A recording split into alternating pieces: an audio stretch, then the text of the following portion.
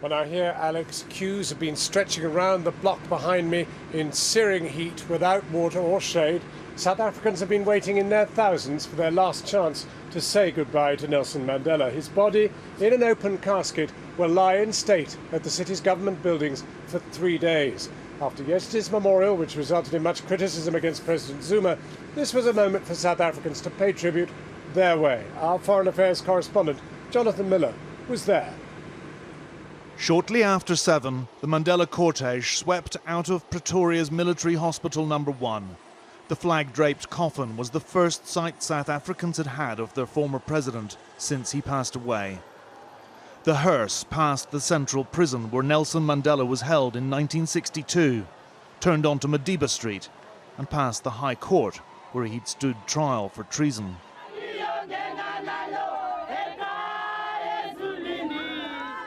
After the awkwardness of yesterday's memorial, today would be the day the people reclaimed the right to mourn him as they wished. The procession climbed the hill to the towering Union buildings where Nelson Mandela was sworn in as this country's first democratically elected president just under 20 years ago. The great patriarch's eldest male heir and Madiba clan chief, Mandela, received the coffin as pallbearers from South Africa's armed services bore him to the cavernous amphitheatre where he will lie in state. In contrast to the sombre happenings on the hill, the people on Madiba Street below celebrated an extraordinary life as they waited to pay their last respects. This man who embodied the suffering and deprivation of his people for so long and is so loved by his people is finally going back to his people for the very last time.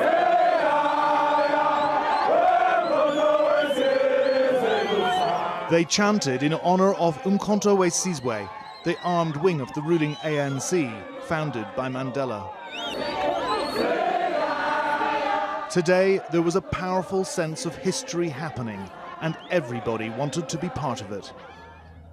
Mandela's widow, Graça, arrived at Union Buildings, followed shortly afterwards by his ex-wife Winnie and her daughters. Graça followed President Jacob Zuma into the hall, where Mandela lay in one of his bright batik shirts, his face and upper body visible through glass casing. Zelda Lakranji, Mandela's longtime personal assistant, held U2 singer Bono's hand. Naomi Campbell reportedly broke down and wept.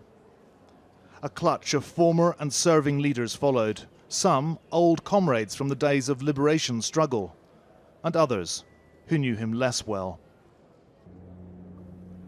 Then it was the public's turn.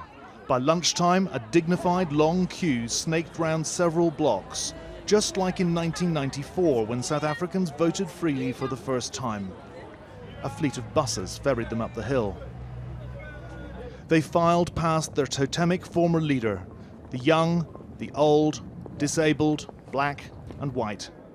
2,000 people went past the coffin every hour. He seems like he can talk for the first time. He looks so real in there. Yes. He looks so real, and it's overwhelming because it was my first time to see him in my life, and also it's my last time. Reality has sunk in now that they've seen Nelson Mandela dead. The son of the councillor to the paramount chief of the Kingdom of Temba will lie in state until Friday before he's taken for burial in his ancestral home in the Eastern Cape on Sunday. Jonathan Miller, Channel 4 News, Pretoria.